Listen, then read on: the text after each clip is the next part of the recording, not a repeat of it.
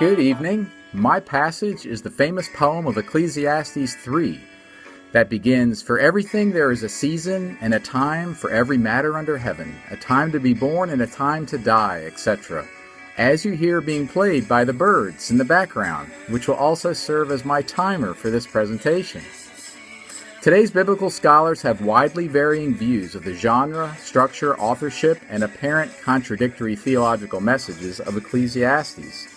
However, Tremper Longman's extensive research into ancient Near East and Mesopotamian literature seems to be the most credible and convincing argument that produces a coherent picture that the book was written in a form consistent with wisdom-based fictional autobiographical texts where a later author placed his words in the mouth of another, more famous individual. In this case, the story within a story is about what a wise king named Koheleth, made to sound like King Solomon, said. From this exegesis emerges a cohesive story of a poem, one set in its literary context using the themes of toil and time, vanity and enjoyment of life.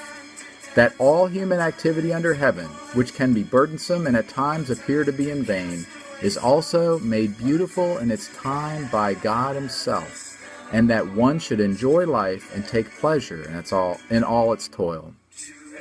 I selected this passage because I've always found it to be a very beautiful poem, but also a very troubling one.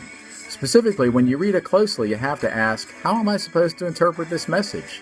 It seems to say that there's a time to kill, the Hebrew word is murder, and to hate and to make war, as if they are premeditated. Several key findings in my research helped resolve this dilemma. First, the poem is descriptive, not prescriptive. It's describing things that happen in life. It's not advising or suggesting that there's a time for you to necessarily do any of those things.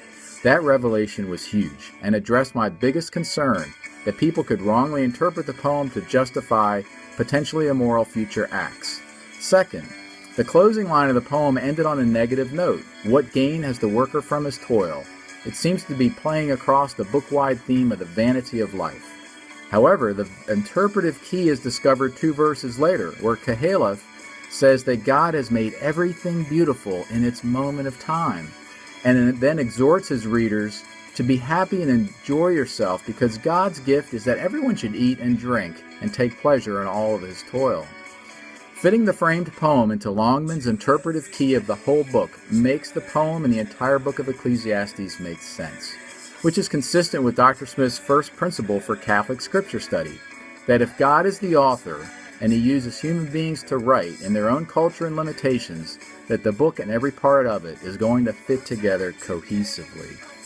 My approach in developing a homiletic reflection on this passage was to appeal to people who are suffering and those who are struggling or finding it difficult to keep their head above water.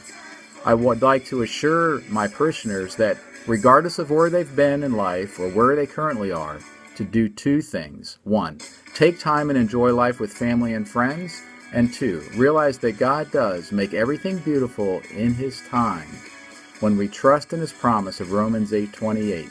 In everything God works for good with those who love Him, who are called according to His purpose.